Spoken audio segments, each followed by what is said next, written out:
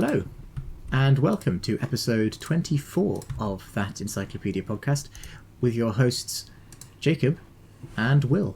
Hello. Will, I have a question for you to begin this episode. Firstly, have you heard of legendary English author and philologist J.R.R. Tolkien? Who hasn't? Indeed. But what you might not know is that he was a flat earther. In his specific cosmology of the history of the world. That was a very baity sentence, but it's true. And we'll explain why. Because today we're talking about Tolkien's legendarium setting, Middle-earth. Although Middle-earth only describes one of many locations in his broader universe, it is also the setting for the majority of the stories that he wrote. Most notably, of course, The Hobbit and then The Lord of the Rings. Are you a fan of The Lord of the Rings, Will? I like the movies. I've never read any of the books. I've read The Hobbit, actually. I do have a copy of The Hobbit, and I have read that, and that was quite nice. Yeah, I'd say I'm a fan. I like the series.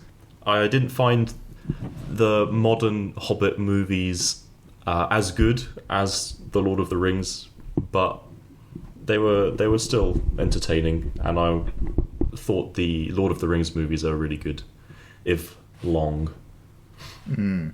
They are a challenge. In my household, it's a Christmas tradition to watch the extended Lord of the Rings trilogy each year, normally Boxing Day, Christmas Day, New Year's, Jesus, Christmas Eve, Christmas Day, and Boxing Day, in that order. But it is quite a challenge. It totals about 12 hours, I think. And it can be difficult to get someone to sit down and introduce them to the mythos and the world. But the cinematic films, I think, are one of their best introductions. But today we're not talking about the stories specifically, but more the setting itself. And the article, Middle-earth, that we read in preparation for this episode, talks a lot about the relationship between Tolkien's legendarium and its inspirations drawn from the real world generally, but also Tolkien's work as a professional historian of languages and Old English, Anglo-Saxon period specifically. And the more you know about this period of history, the more parallels you will start to notice in the Middle-earth setting. Have you ever read any sort of Beowulf or know much about the Anglo-Saxon period of English history, Will? Not particularly. No. I know that it comes after the period of Roman Britain. Yes, that's correct. Yeah. And I know that it sort of follows a migration of a variety of tribes from sort of northwest Europe into the British Isles. Of course, there were... would they still have been called Celts? I believe so. Celtish people in, I think, Wales, sort of Scotland and Ireland throughout the Roman Britain period. But yeah, that's about where my knowledge ends. Well, Tolkien wrote the history of his Middle-earth as a legendary, in the traditional sense of the word, mythic, if you like, history of the world leading up to this time period. I think I do know a bit more about it, actually. From my understanding, the Battle of Hastings involved the death of the last Anglo-Saxon king. Would Harold Godwinson have been considered the last Anglo-Saxon king? Yes, I think that would be fair to say. Harold Godwinson, this is 1066. Yes. Yeah. And therefore, the period includes the popularised through media as well, invasions and raids by the Vikings into Britain.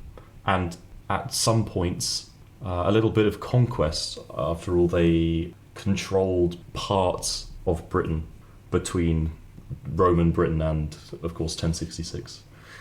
That's, yeah, absolutely. And those parallels begin to come out strongly once you know about them in The Lord of the Rings. In fact, I would argue that more or less every major society depicted in The Lord of the Rings is quite thinly veiled as an allegorical construct to various stages of English history. The most obvious example would be the Shire in Middle-earth as sort of a bucolic English home counties to Middle England setting with quaint fields, laid-back country folk attitude, not really caring very much for the wider affairs of the world, but just content to tick over year to year, smoking pipes, tilling the earth, having drinks in the pub after the sun has gone down, exploring the wider fields. It's a very idealistic setting, and I think it's what people most obviously recognise. But the societies of Mordor and Isengard, which, for those of you who don't know, in The Lord of the Rings are the evil factions. This is a massive oversimplification here, but are the evil factions, are really, in many ways, especially Isengard, paralleled with England in the late 18th and then 19th centuries during its rapid process of industrialization and the destruction of natural beauty in favour of the iron wheel and the forge and the fuel for the fire and the coal furnaces and that sort of thing. Meanwhile, the nation of Rohan in Tolkien's Middle-earth is more or less a copy and paste from his understanding of an Anglo-Saxon society that I suppose does not necessarily have to be England, because you have you have Saxon societies that function similarly in modern-day Germany and the lowlands as well, but also works as an allegory to English Anglo-Saxon culture in the kind of, I suppose, 7th to early 11th centuries, ending, as you said, Will, in with the Battle of Hastings 1066, at least dynastically speaking. So it's good in a way that we've chosen the Middle-earth article, because we don't need to talk that much about the plot of what happens in Tolkien's works, as it's really farther back than that. We're zooming out and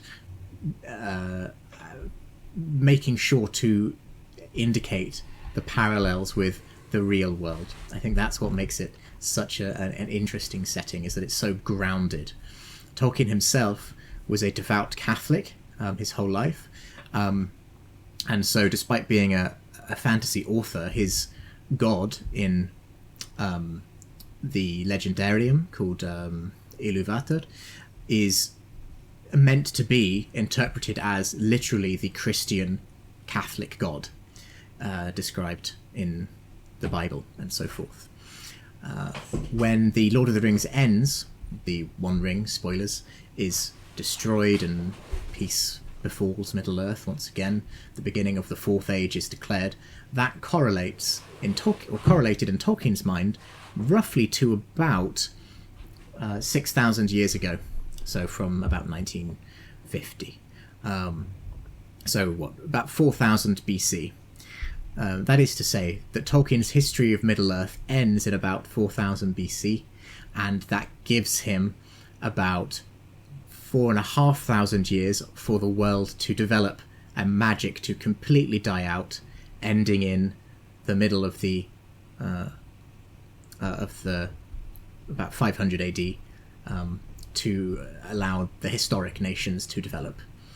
That was his explicit purpose in constructing his world, and it's really quite fascinating how he also, just by almost coincidence, managed to achieve such a spectacular story and mythos and cultural colossus that grew around it as well. That's almost a side effect. He wasn't chasing it. That would be my spiel. What are your thoughts on this article and Tolkien's works more generally, Will? Yeah, I think that he, as a world builder, was quite dedicated to his cause, and that it's hard to really say what contributes to what in terms of the success of art. Well, there are lots of good authors out there, but Tolkien's impact probably related in at least some respect to the setting that he created. After all, he's often seen as one of the like creators almost of the fantasy genre in its modern form entirely. Yeah, so I feel like his focus on building a coherent setting. Yeah, I don't really know what to say. I think it's important to his works because it's sort of what spawned them and made it all fit together nicely.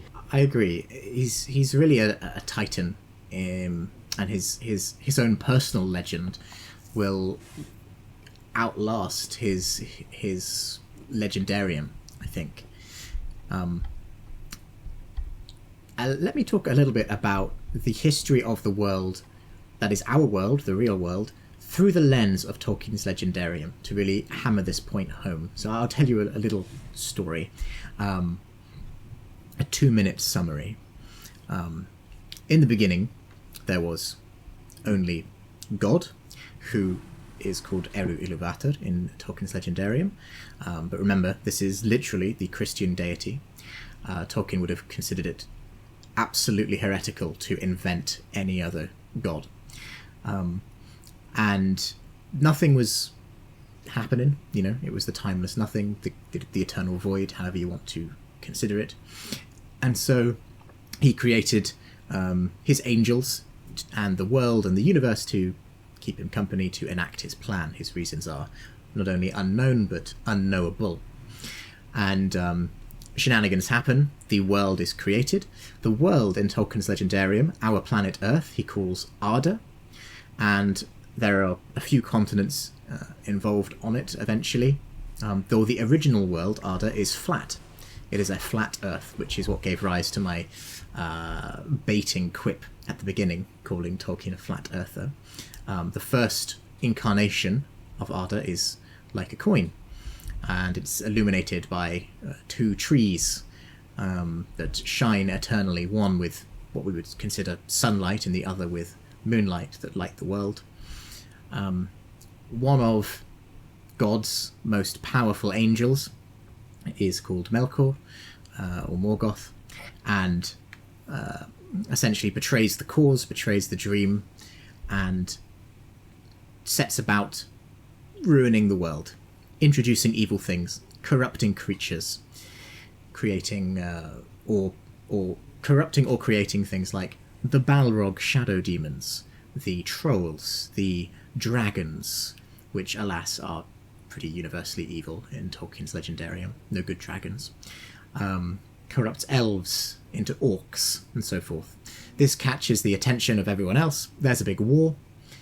The evil side loses, and the world is broken and reshaped, because this is a war of mythic proportions, an unbelievable, veritable volcano of CGI-like spectacle, if it were ever put to screen, where gods are I say gods, but they're more angels, but they kind of function as gods in Middle-earth, are at their full power, and magic is everywhere, and you've got Balrogs flying in the sky, dragons all about, but it all goes down over time, and the world is broken and reshaped into a sphere. So by the time you reach the Third Age, when The Hobbit takes place, and when The Lord of the Rings takes place, it's basically planet Earth, functionally. The shape is not exactly the same, because you've still got, in Tolkien's mind, about 6,000 years of continental drift and divine intervention and reshaping going on before you hit true Earth that we personally live in. but it is recognisably Earth-shaped. You can see the outline of Africa. You can see very obviously that Middle-earth is meant to be Europe. Tolkien explicitly alluded, for example, to the fact that his town of Hobbiton is based on Oxford. And if you follow the latitude lines, cities like Minas Tirith are kind of set around where Venice would be in Italy. The divine parts of the world... Sorry, I seem to be losing my voice slightly. I will silence myself in a second. The divine part of the world is removed from our planet Earth, from Arda, and only the immortal, kind of inherently magical elves are permitted to leave the world via this kind of almost metaphysical road and sail to the Undying Lands, where all of the angels live. And over the thousands and thousands of years from the end of Tolkien's stories to the beginning of recorded history in Europe, the dwarves either die out or go deep underground, fade from the world. The elves either go home or become formless spirits. Almost all magic has been removed, and the age of men becomes the world of men. And then Anglo-Saxon history begins, and indeed world history begins. Anyone who's not familiar with The Lord of the Rings will have some problems with this straight off the bat. Like, there's clearly... recorded history didn't begin in 500 AD in England, because that neglects ancient empires, indigenous populations, ancient Greece, ancient Rome, ancient Egypt, Mesopotamia, Sumeria, Persia, so on and so forth. But that is nevertheless how Tolkien envisioned it. And I would personally be very invested in someone taking that same basic idea, but just doing it from another culture's perspective, like ancient China, for example, some legendarium based on that. It's a formula that could be broadly applied to any culture, and that is why it is one of the most powerful fantasy creative projects ever conceived, in my opinion. Well, I think you gave us a good overview of the setting as a whole, which is good because that's essentially what this Wikipedia article is doing. Is mostly a description of an overview of what is there. Obviously, there's quite a vast amount of information that you can dig into in this fictional lore. So the page itself is thankfully fairly concise and gives a good summary, which is similar to what you've just given. I'm not really sure what to add here, other than maybe I can talk about some of the well-known races that walk the earth aside from man. You might have some insight into where the other races fit in. After all, you described that you said they're all sort of vaguely inspired by cultures that existed. I'm not sure if I remember all of the ones that you said, but I'll give you some to ponder over. So, sure. Hopefully, that most people listening to this have seen the Lord of the Rings movies. If not, you should watch them. You don't have to watch the extended versions. I have to say the regular 3-hour versions are packed full of quality. I can assure you of that. Yes, we know the race of men. They are the predominant force in Middle-earth. Who was it, did you say, that the kingdom of Gondor was based upon? I'm not sure if Gondor as a kingdom is... Gondor's very sort of almost Arthurian in a way. I didn't mention Gondor before, you're right. I said that its capital in the time of the Lord of the Rings, Minas Tirith, is roughly, geographically speaking, located where Venice is in Europe. So Gondor as a state is sort of set in the Middle-earth equivalent of Italy, but I don't see many parallels with Anglo-Saxon kind of period Italy at the time. Rather, I would say that Gondor is sort of this concept made real, reified. That's the word I'm looking for. A reified concept for Tolkien. I'm no literary critic by any means, but it's the idea of a kingdom that's lost its way because the line of kings had been broken. It's been ruled by stewards who are not, who are kind of have different levels of competency, but are not really who's meant to be ruling the kingdom. It's a monarchy without its monarch, and so Gondor is this potentially great, powerful nation in decline, struggling to resist the forces of evil more and more with every passing generation.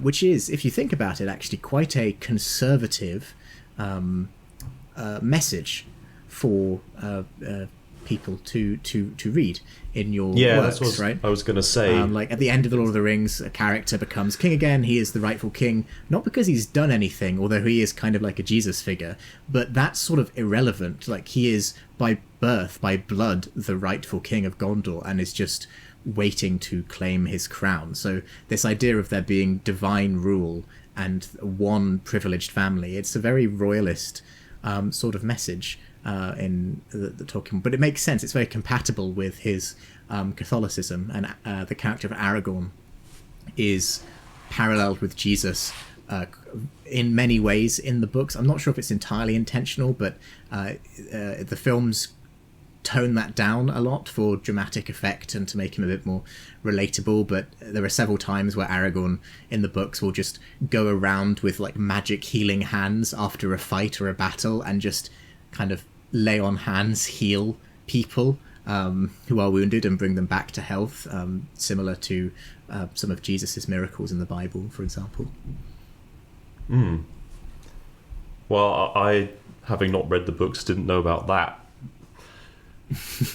That's definitely a slightly different tone to in the movies.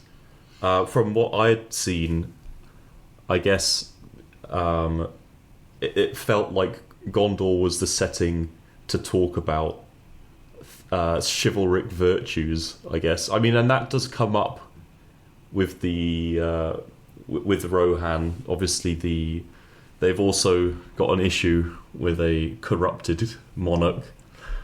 And when he comes back to health, he's got courage, and he's got he cares about his people. You've got these soldiers being exiled for their loyalty to the people, as opposed to the corrupt king. But yeah, it really comes into play with the sort of chief of virtue himself, Aragorn. And I don't know, it just feels like the setting of Gondor and Minas Tirith in particular feels very like flags and regalia, and the more of a good setting for some heraldry and knights. Although actually, that being said, there aren't a load of different noble families or anything like that shown to us in the movie version, but it's certainly individual human virtue is a big theme when it comes to the kingdoms. I think this is more for the films specifically, but it does come across a little bit in the book as well. But the King of Gondor feels very hollow. If you look at the films, places that you see in Gondor, like Minas Tirith or Osgiliath, that's kind of a ruin, there's nothing in them, really. All the buildings are hollow and empty. It's all pristine white or faded grey. Everyone dresses in about 3 different costumes. The armour's all the same. They've got one flag, no nobility to speak of beyond the house of the steward. It's very grand and shiny, but nothing is really inside it. And that, I think, does fit with the theme and the story of Gondor, but at the same time it has this chivalric overture to the reader or the viewer as well. So I agree. I was going to ask you as well, before we finish, whether from your experience as someone who's not read the book, The Lord of the Rings, but just seen the films, do you see lots of parallels between that sort of setting and more modern fantasy? Other games you've played or books you have read or other films you've seen where you think, that's definitely inspired by Tolkien's legendarium in some way?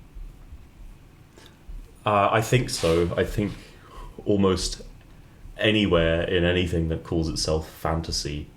Now, the challenge is having not... Well, I suppose it doesn't come as much from having not read the books. It's the challenge in general of when you come across something in fiction, without researching the topic, do you know where it first emerged? But I think it's fair to say a lot of tropes in modern fantasy were developed and popularized through the legendarium by Tolkien. It's just anywhere you look. If you look in the Elder Scrolls universe, you've got pretty much the same set of fantasy races plus a couple of different animal people, but you've always got this concept of the archetype of an elf that comes up in The Lord of the Rings is definitely a popular one in high fantasy settings, and the idea of having dark elves versus light elves, and hobbits and halflings being a different thing to dwarves. I don't know, undeniably there are similarities everywhere, and I don't know how much of them originate from Tolkien, and I imagine it's quite a lot from what I've heard. It is. Tolkien can feel very kitchen sink fantasy to someone who's new to it, and I think it's a reasonable reaction, but it must be kept in mind that it was not kitchen sink fantasy when it was published coming up to 100 years ago now. This was very ahead of its time, and the fact that it still holds up and there are still masses of interested people purchasing every publication from the Tolkien estate. The fact that there was even a demand for it after Tolkien died himself is truly a testament to his prowess. And my fun fact to you, by the way, I feel like I should share this. You can always remember that Tolkien died in 1973 because it's the reverse of the famous Rings poem: 3 for the elves, 7 for the dwarves, 9 for men, and 1 ring to rule them all. And just by coincidence, Tolkien died in 1973. So there you go. Well, that's an incredible foreshadowing. Yeah, I see. Meta literary foreshadowing. Yeah. Lovely. Well, I think maybe in 6,000 years in the future, the world will be different and we'll have magic and dragons again. Yeah, clearly all we have, and if you want to die in a particular year, you just have to write a similarly structured poem and remember to reverse the numbers. So I myself will not be dying until at least the 60-something hundreds. Lovely. Well, thank you very much for listening to this one, and we will see you next time. Until then.